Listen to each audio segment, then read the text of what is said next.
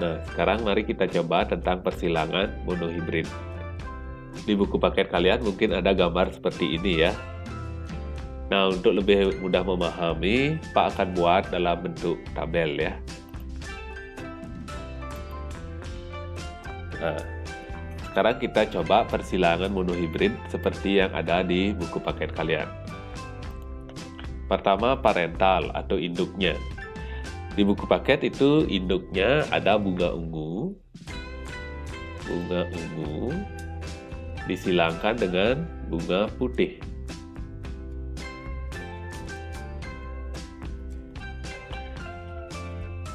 Nah, jadi ini fenotipnya ya. Kita buat genotipnya.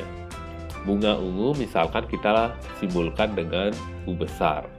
Bunga ungu itu bersifat dominan ya. Kemudian bunga putih dia bersifat resesif. Jadi huruf kecil, lambangnya dengan huruf kecil. Nah, kemudian menentukan gamet.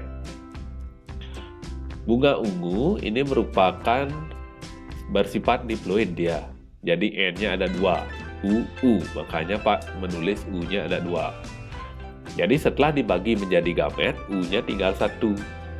U besar ya, U besar. Di bawah juga U1. Terdapat 2 gamet artinya. U besar. Yang ini juga U kecil dan U kecil. Jadi dari satu sel tubuh ini dia berubah menjadi gamet, menjadi 2 gamet. Nah, sekarang kita silangkan.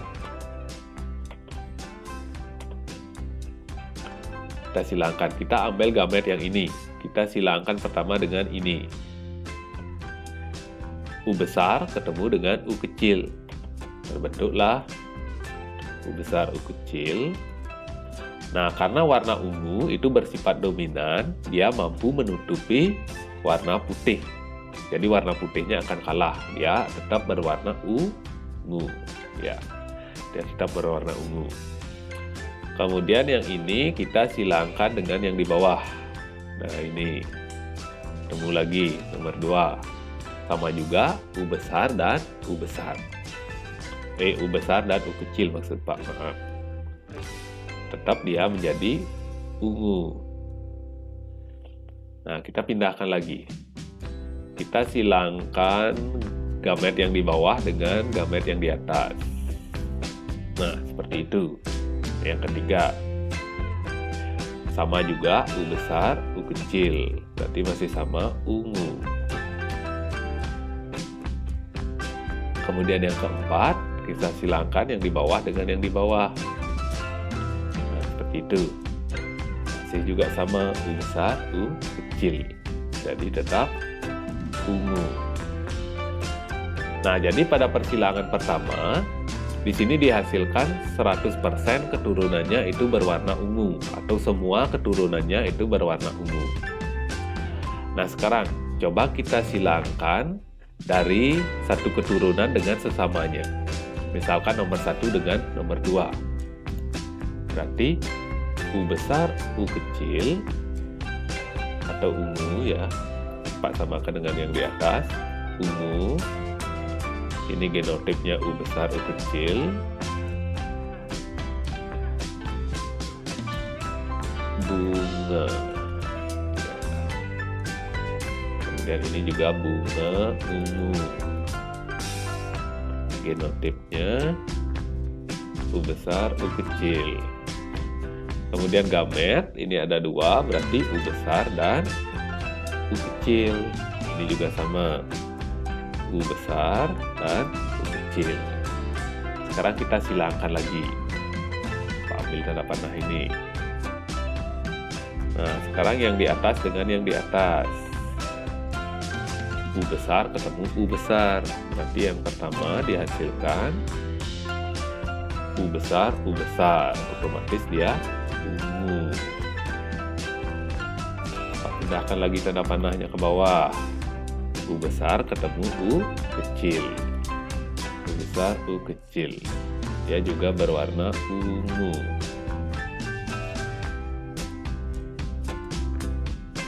Kemudian nomor 3. Pindahkan lagi. Ini pindah ke bawah, ini pindah ke atas. Nah, dia tetap ketemu U besar dan U kecil. U besarnya harus ditulis terlebih dahulu ya, karena dia dominan. Dominannya harus ditulis terlebih dahulu. Ini tetap ungu. Nah, kemudian yang terakhir kita bawa turun. Nah, dia ketemu nomor 4, U kecil, putih. Nah, ini U kecil ya.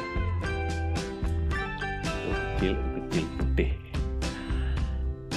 Nah, dari persilangan ini kita dapatkan 75% itu warnanya ungu. 25% ini namanya homozigot ya. Homozigot dominan karena hurufnya sama-sama huruf besar, U besar. Ini namanya homozigot dominan.